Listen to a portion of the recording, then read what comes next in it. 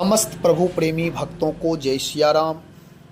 मानव की पूर्णता, मानव की उत्कृष्टता तभी है जब हमारे आपके जीवन में भौतिक संसाधन भी हो और आध्यात्मिक संसाधन भी हो। दोनों के मध्य से जो जीवन गुजरता है वह जीवन उत्कृष्ट जीवन होता है। जीवन की पूर्णता होती है, संपूर्णता होती है। वह जीवन सुख, शांति और समृद्धि से युक्त माना जाता है। अब इसे समझना है, भौतिक संसाधन और आध्यात्मिक संसाधन क्या है। भौतिक संसाधन यानी आवश्यकता की वस्तुओं का भी हमारे पास, आवश्यक पदार्थों का भी संग्रह आवश्यकता अनुसार होनी चाहिए। यदि वह संसाधन हमारे आपके पास नहीं रहेंगे तो लोक पक्ष में हमारे आपके जो जीवन की दिनचर्या है वह प्रभावित होगी, और आध्यात्मिक संसाधन नहीं रहेंगे तो परलोक की यात्रा कमजोर पड़ जाएगी। जीवन आध्यात्मिक भी होना चाहिए। अब इसे दूसरे पहल से समझें, दूसरे ढंग से समझें तो वह है, एक मस्तिष्क प्रधान भी होना चाहिए और हृदय प्रधान भी होना चाहिए। हमारे आपके ऊपर प्रभु की बड़ी कृपा है, परमात्मा की बड़ी कृपा है कि दो यंत्र विशेष रूप से हैं। यद्यपि यह पूरा शरीर भगवान की व्यवस्था से ही व्यवस्थित है, लेकिन दो यंत्र, एक मस्तिष्क और एक हृदय। मस्तिष्क के द्वारा भौतिक संसाधन का संचय करें और भौतिक संसाधन का संचय करके हृदय के द्वारा उसका उपभोग करना सीखें। धर्मयुक्त आचरण हो, परोपकार की भावना हो, अपनी आवश्यकता के बाद जो भी हमारे पास है वह समाज के लिए है, किसी और का उपयोग में आ जाए वह पदार्थ ही पदार्थ उत्तम माना जाएगा। नहीं तो ऐसा होता है कि हम आप भोजन करते हैं, हमारे आपके पास वस्त्र हैं, सारी चीज़ें पर्याप्त हैं, आवश्यकता से अधिक हैं। हम आप भोजन करते हैं, बचे हुए भोजन सड़क पर डाल देते, फेंक देते हैं।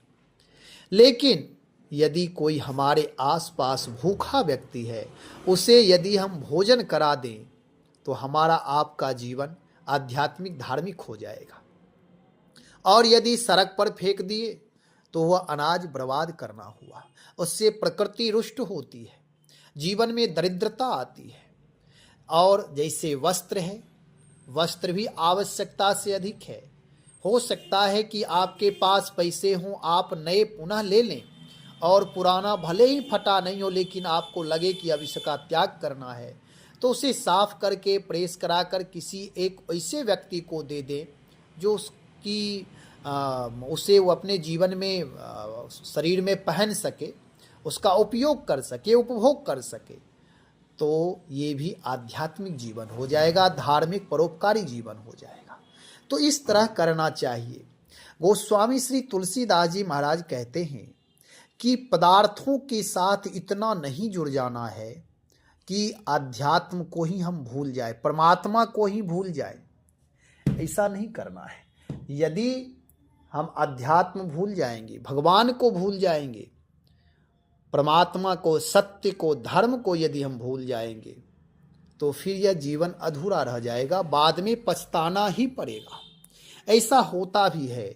बहुत सारे ऐसे लोग हैं, बौद्धिक लोग भी हैं, उसमें धनवान हैं, बलवान हैं, मूल्यवान हैं, प्रतिष्ठित हैं, पदस्थ हैं, और यदि उस पद पर रह करके उन्होंने परोपकार नहीं किया अथवा धन उनके पास पर्याप्त है, धन के द्वारा वह समाज की सेवा नहीं की, केवल अपने पेट तक, अपने परिवार तक ही सीमित रह गया व्यक्ति, पद पर रहा लेकिन पद के द्वारा वह किसी अन्य का भला नहीं किया, केवल घूस लेने में ही जीवन बिता दिया, तो बाद में उसे पछताना ही पड़ता है। वह रोता है कि मैंने पद पर रहकर कुछ कर सकता था, मेरे पास समर्थता थी, मैं समाज सेवा और अन्य लोगों को भी पदस्थ बना सकता था, छोटा मोटा रोजगार दे सकता था, किसी के परिवार को हम प्रसन्नता प्रदान कर सकते थे, किसी व्यक्ति को हम उसके जीवन में खुशहाली ला सकते थे, लेकिन पद पर रहकर मैंने कुछ किया नहीं। बाद में वह अपने आप को धिक्कारता है। इसलिए गोस्वामी श्री तुलसीदास जी महाराज कहते हैं कि संसार में रह करके संसार के पदार्थों का केवल उपयोग करिए, उपभोग करिए, और आप भले ही किसी के जीवन की पूरी जिम्मेदारी नहीं ले सकते हैं, लेकिन जितना बन सके उसका सहयोग करिए। किसी का भी तन मन वचन से जितना हो सके उतना सहयोग करना चाहिए। गोस्वामी श्री तुलसीदास जी महाराज कहते हैं कि प्रभु से प्रीति जोड़ो, भगवान से जुड़ जाओ। रे मन सब सो निरस हो, सरस राम सो होहि, भलों सिखावन देत है, निस दिन तुलसी तोहि। रे मन, तू संसार के सब पदार्थों से प्रीति तोड़कर श्री राम से प्रेम कर। तुलसीदास तुझको रात दिन यही सत शिक्षा देता है। रे मन, सबसे निरस हो। हम आप अपने जीवन में यदि देखें, वास्तव में विचार करें, अपने ऊपर यदि विचार करें, तो बहुत सारी कमियां दिखाई देगी। सांसारिक पदार्थों में इतने आसक्त हैं कि पदार्थों को हम छोड़ना ही नहीं चाहते, और पूरे जीवन केवल पदार्थ संग्रह करने में ही समय लगा देते। राम गोस्वामी जी कहते, रे मन सबसो निरस हो। संसार के उन सारे पदार्थों से तू निरस हो जा जो आवश्यकता से अधिक है। आवश्यकता भर सारी चीजें रखें। अपने जीवन में उपयोगी जो भी चीजें हैं उसका सदुपयोग अवश्य करें। मैं यह नहीं कहता कि अपनी व्यवस्था ना रखें, अपनी व्यवस्था अवश्य रखें, परंतु जो आवश्यकता से अधिक है उससे निरस हो जा। नहीं तो फिर ऐसा होता है कि जीवन उसी में खप जाता है, कुछ हाथ लगता नहीं है। गोस्वामी जी कहते हैं कि प्रीति तोड़कर भौतिक संसाधनों से आसक्ति छोड़ करके तू राम से प्रीति कर, भगवान से प्रीति कर, भगवान से जुड़ जाओ। अब भगवान का मतलब सत्य से जुड़ जाओ, परमात्मा से जुड़ जाओ, धर्म से जुड़ जाओ। अपने माता पिता का सम्मान करो, यानी सम्मान से, पूजा से, पाठ से जुड़ जा। पूज्य भाव अपने माता पिता के प्रति, बड़ों के प्रति, दादा दादी के प्रति रखो। केवल भौतिक संसाधन, भौतिक पदार्थों को इकट्ठा करने में अपना जीवन व्यर्थ ना करो, नहीं तो एकत्रीकरण में ही रह जाओगे। लोक पक्ष में देखा जाता है कि हम इतना एकत्र करते रहते हैं, इकट्ठा करते रहते, जमा करते रहते हैं कि जीवन ज्यों का त्यों रह जाता है। विवेक की शून्यता, ज्ञान की शून्यता हो जाती है। बुद्धि काम नहीं करती है, कभी विचार नहीं करते कि इतने सामान, इतने संसाधन, इतने धन वैभव इकट्ठा करके आखिर करेंगे क्या। जबकि हमारे घर परिवार के यदि व्यक्ति संस्कारी नहीं होगा, पुत्र पुत्री संस्कारी नहीं होंगे, तो करोड़ों अरबों खरबों की संपत्ति जमा कर दे, लेकिन वह पुत्र पुत्री उसे बर्बाद कर देंगे। यदि पुत्र पुत्री संस्कारवान होंगे, शिक्षित होंगे, समझदार होंगे, विवेकी होंगे, तो आपके दिए हुए शिक्षा से, संस्कार से अपने जीवन में वह धन संग्रह कर लेंगे, यश कीर्ति की प्राप्ति कर लेंगे, और वह आपकी सेवा भी समय पर करेंगे। नहीं तो जब वृद्ध माता पिता को सेवा की आवश्यकता होती है, और माता पिता यदि अपने बच्चों को संस्कारी नहीं बनाए, केवल नौकरी के लिए, पैसे के लिए वह शिक्षा दिए हैं, बाबू न भैया सबसे बड़ा रुपया, यदि इस प्रकार की शिक्षा दिए हैं, तो वह सेवा नहीं करते हैं, वह दूर रहते हैं। और माता पिता भी प्रसन्न होते हैं कि चलो मेरा बेटा स्वदेश छोड़ करके विदेश गया है। अपने आप को स्वाभिमान से, अहंकार से, अभिमान से युक्त रखते हैं, क्योंकि देश में रहना उसे समझते हैं कि यह तोहिनी होगी। यह संस्कार के विपरीत क्रिया है। और जब सेवा की आवश्यकता होती है तो पता चलता है कि बेटे तो विदेश में ही विवाह करके, बेटी तो विदेश में ही विवाह करके रह गए। फिर हाथ मलते ही सिर धुनते, काल ही कर्म ही ईश्वर ही मिथ्या दोष लगाए। फिर कहते हैं भाग्य ही ऐसा है, प्रारब्ध ही खराब है, नाना प्रकार के भगवान साथ नहीं दिए, क्या क्या नाना प्रकार की वह बात करते। जबकि आपने, हमने, चाहे जो कोई भी व्यक्ति मात्र जैसा बीज बोता है वैसा फल लगता है। गोस्वामी जी कहते हैं रे मन सब सो निरस हो, सरस राम सो हो। दूसरा भाव यह है कि अधर्म से, असत्य से, दुराचार से, दुर्व्यवहार से, कड़वी वाणी से, अहंकार से निरस हो जा तू और सरस राम से हो। राम की जो लीला है, राम के जो दिव्य चरित्र हैं, रामायण हैं, राम के नाम हैं, जो धर्म विग्रह राम हैं, धर्म के जो 10 लक्षण हैं, नवधा भक्ति हैं, आप इनसे जुड़े, राम के पावन चरित्र से जुड़े, सत्य से, सदाचार से, संयम से जुड़े, सज्जनों से, साधु संतों से, माता पिता से जुड़े। लेकिन आज दुर्भाग्य है कि भारत देश में भी, जो देश ऋषि मुनियों का देश कहा जाता है, भारत महान कहा जाता है, लेकिन यहाँ के बच्चे संस्कारी नहीं हो रहे हैं, अपने माता पिता से दूर हो रहे हैं, माता पिता की सेवा नहीं कर पा रहे हैं। नई वधू आती हैं तो वह अपने आप को संस्कारी तभी मानती हैं जब वो अपना चूल्हा अलग बनाते कर लेती हैं, भोजन अलग बनाती हैं।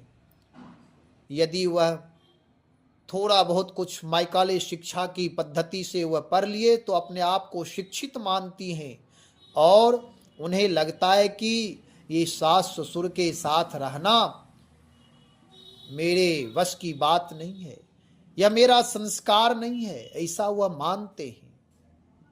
तो यह दुर्भाग्य है भारत देश के लिए, जहां माता पिता देव तुल्य माने जाते हैं। गोस्वामी श्री तुलसीदास जी महाराज कहते मानहि मातु पिता नहीं देवा, साधुन से करवावहि सेवा, ते जानहि निश्चर सब प्राणी। वे निश्चर हैं, वे बुरे लोग हैं, अहंकारी लोग, दंभी लोग हैं। उनसे देश का, समाज का, प्रकृति का, परिवार का भला नहीं हो सकता है, उनसे उनके बच्चों का भी भला नहीं हो सकता है। सेवा किया हुआ ही मिलता है। यदि सेवा का बीज आप बोएंगे तो फिर सेवा मिलेगा, जिसका बीज बोएंगे वही फल प्राप्त होगा। इसलिए रे मन सबसे निरस हो। जो हमारा अहंकार है, जो हमारा दूषित विचार है, जो जीवन में कुसंस्कार है, इससे दूर हो जा, सरस राम से हो, सुसंस्कार से, सुसेवा से, सज्जनता से जुड़ जा।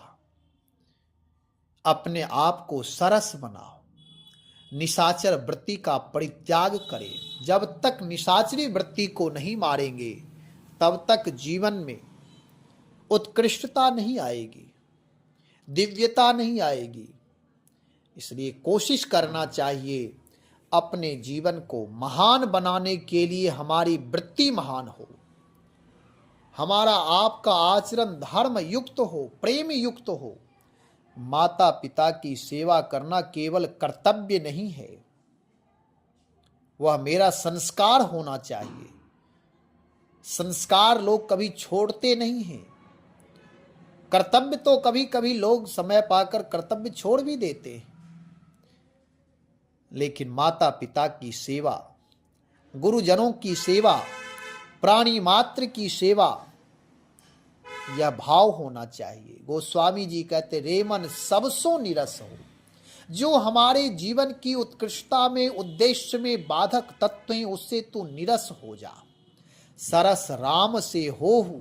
जो हमारे दिव्य उद्देश्य, जो लक्ष्य हमारे हैं, उस लक्ष्य की प्राप्ति के लिए तू सरस हो जा। वही लक्ष्य, जैसे विद्यार्थी का पढ़ना धर्म है, उसके राम वही हैं।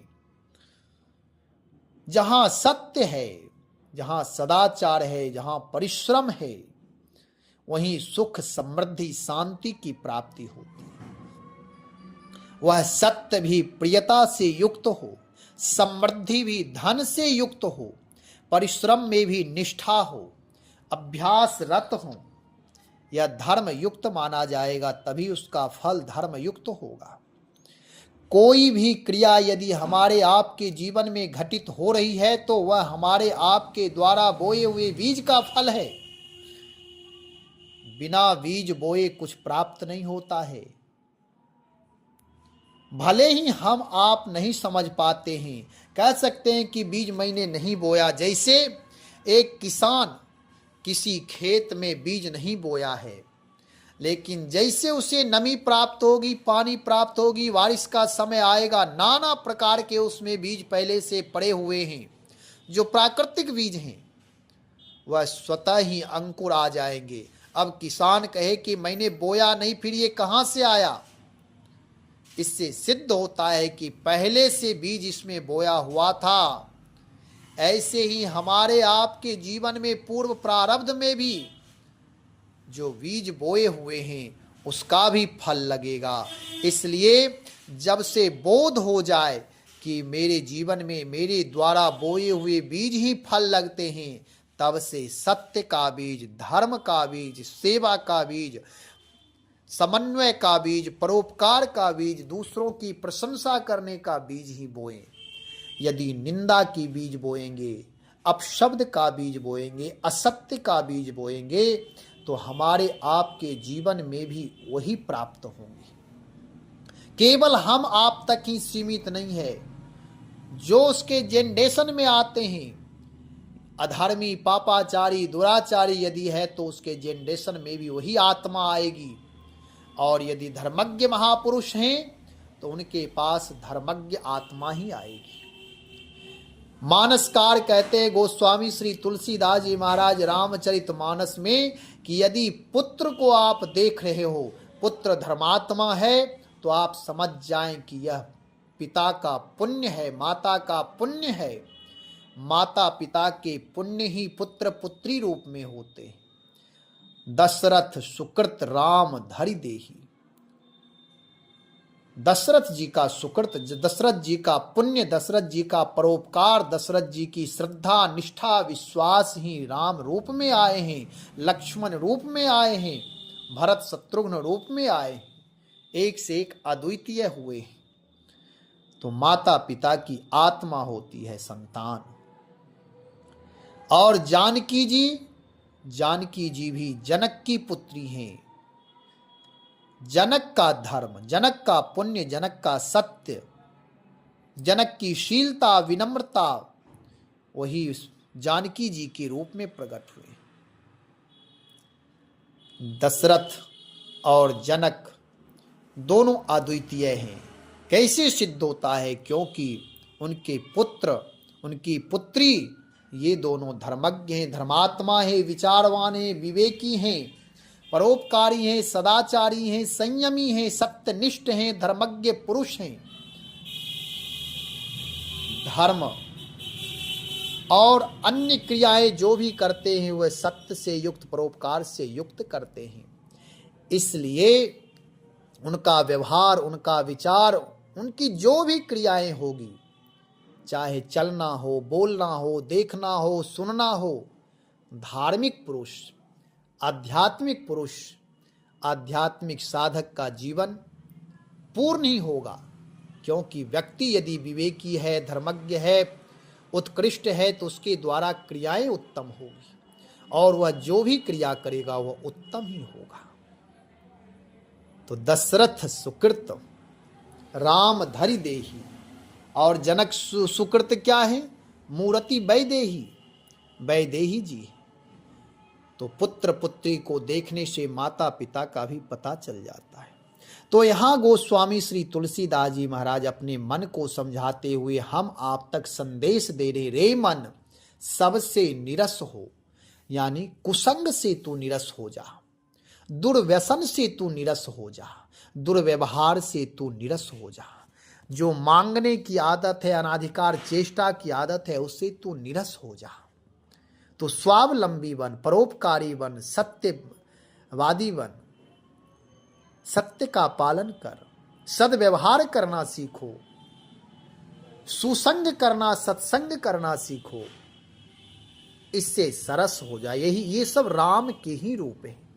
राम का मतलब केवल एक मूर्ति ही नहीं है। राम की व्याख्या जितना भी हो वह कम ही है। जितना आप कर सके, आपकी जितनी प्रतिभा है, उत्तम से उत्तम चीज, जैसे भगवान श्री कृष्ण गीता में कहते हैं, जो भी प्रकृति में वैशिष्ट चीजें हैं वह सब मैं ही हूं, ऐसे ही जो भी प्रकृति में वैशिष्ट हैं वह सब राम ही है। तो कहने का तात्पर्य यह है, गोस्वामी जी कहते हैं, भलो सिखावन देत है, निस्दिन तुलसी तोहि, भलाई यदि चाहते हो, जीवन कल्याणकारी बनाना चाहते हो तो इस शिक्षा को स्वीकार करो। मैं निस दिन यानी रात दिन डंके की चोट पर सबको कहता हूं कि सत्य शिक्षा को स्वीकार करो, राम का अनुसरण करो, राम का अनुकरण करो, राम से जुड़ो, राम नाम से जुड़ो, राम की शरणागति स्वीकार करो। केवल यदि ऐसा अर्थ करें कि राम मंदिर तक ही सीमित हैं तो यह अर्थ उतना ठीक नहीं जचेगा। कोशिश करना चाहिए कि भगवान का जो चरित्र है या महापुरुषों का जो वाक्य है वह जहाँ तक मांगलिक है, कल्याणकारी है, उसका विस्तार करना चाहिए, व्याख्या ठीक से करनी चाहिए। तो यहाँ गोस्वामी जी कहते हैं, रे मन सबसो निरस हो। आपने 2, 3, 4 भाव इसका सुना। और सरस राम से हो, भगवान से सरस हो जा। जो घर गृहस्थी में रह रहे हैं वह अपने माता पुत्र, अपने माता पिता से सरस हो जाएं, पत्नी अपने पति से सरस रहे, पति अपने पत्नी से सरस रहें, जुड़कर रहे, प्रेम करें, माता पिता पुत्र से पुत्री से प्रेम करें, अपनी बहू से प्रेम करें, सास ससुर अपने बहू से प्रेम करें। तो यही सरसता है, राम की सरसता है। स्वार्थ रहित होकर निर्मल भाव से, कपट का त्याग करके प्रेम करें तो हमारा आपका जीवन उत्कृष्ट जीवन होगा, घर तीर्थ स्वरूप हो जाएगा, जीवन आनंद से सुखमय जीवन होगा, सुख शांति समृद्धि से युक्त जीवन होगा। मानसकार कहते, जहां सुमति तहां संपत्ति नाना। जहां सुमति है, जहां प्रेम है, जहां कपट का परित्याग है, स्वार्थ रहित व्यक्ति है, वही सुमति है। जहां सेवा की भावना है, एक दूसरे के प्रति सम्मान की भावना है, वही सुमति है। वहां संपत्ति यानी नाना प्रकार की संपत्तियां, केवल रुपये पैसे ही संपत्ति नहीं होते हैं। जो भी सृष्टि में वह सब उत्तम संपत्ति प्राप्त हो जाएंगे। और जहां कुमति तहां विपत्ति निधाना। जहां कुमति है, जहां अधर्म है, अन्याय है, दुराचार है, कपट है, छल है, दुर्व्यसन है, दुर्व्यवहार है, दुष्टता है, जहां चरम सीमा पर स्वार्थ है, अश्रद्धा है, अविश्वास है, अप्रीति है, वहां विपत्ति निधाना, विपत्ति का भंडार वहां है। चाहे वह कितनों बार मंदिर जाए या कुछ भी क्रिया करे, भले ही लगेगा कि मैं धर्म कर रहा हूं लेकिन परिणाम सही नहीं आ रहा है, इसका मतलब है कि वहां कुमति है। कुमति का दुष्परिणाम है, कुमति का शुद्ध परिणाम है यह कि कुमति का यदि हम बीज बोए हैं तो उसके सारे फल वैसे लगेंगे। और जहां सुमति के बीज बोएंगे वहां सुमति के जितने गुणधर्म हैं वह आ जाएंगे। इसलिए यह विचार पूर्वक अपने जीवन को उत्तम बनाना चाहिए। रे मन सब सो निरस हो, सरस राम सो हो। हमारी संस्कृति, हमारी सभ्यता जैसी है। हम भारत के रहने वाले हैं, राम रामायण से, सेवा सुमरन से जुड़कर रहने वाले हैं, माता पिता गुरुजन से जुड़कर रहने वाले हैं। इसलिए हमारा आपका जीवन उत्कृष्ट हो, जब हम आप उत्कृष्ट महान होंगे तो देश भी महान, परिवार भी महान, समाज भी महान होगा। केवल तीर्थों में जाने से, तीर्थों को पर्यटक स्थल बनाने से, केवल गंगा स्नान करने से उत्कृष्ट जीवन की प्राप्ति नहीं होगी। ये सबका भी अपना अपना मूल्य है, मैं इसकी निंदा नहीं कर रहा हूँ। लेकिन विचार, व्यवहार यदि अपने परिवार में उत्तम आप रख रहे हैं, तो आप यदि हम आप सबके लिए है कि यदि व्यक्तित्व उत्तम है, विचार उत्तम है, तो जो भी क्रिया करेंगे वह उत्तम ही होगा। मैं बार बार इस पर जोर देता हूँ।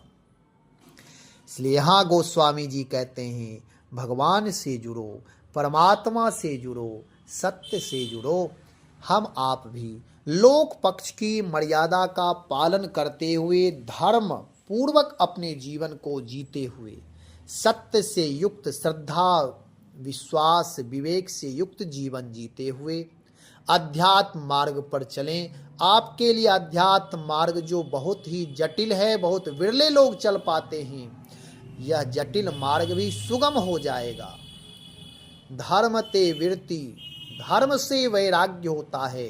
जब घर में रहते हुए जो जहाँ हैं वह अपने स्वधर्म का पालन करेंगे तो सहज ही उनके जीवन में वैराग्य होगा। वैराग्य का मतलब होता है केवल घर छोड़ना नहीं कि घर द्वार छोड़कर भाग गए तो बहुत बड़े वैराग्यवान हो गए। वह वैराग्यवान नहीं माने जाते केवल घर द्वार छोड़ने से। आसक्ति का परित्याग, मोह का परित्याग हो जाएगा, अंधकार छट जाएंगे जीवन के, सदमार्ग पर चलने में प्रवृत्त हो जाएंगे, आपसे उत्तम कार्य होने लगेंगे। तो इस प्रकार जीवन जीना चाहिए। भगवान नाम का जप अधिक से अधिक करें। राम नाम का जप करने से हमारे जीवन सरस होंगे, सहज होंगे, निर्मल पवित्र होंगे, दूषित संस्कार कटते जाएंगे, जीवन पवित्र हो जाएगा, शुभ हो जाएगा, मांगलिक हो जाएगा। तो भगवान की शरणागति स्वीकार करके भगवान नाम का जप करते रहें। परमात्मा मंगल ही मंगल करेंगे। श्री राम जय राम जय जय राम, श्री राम जय जय राम।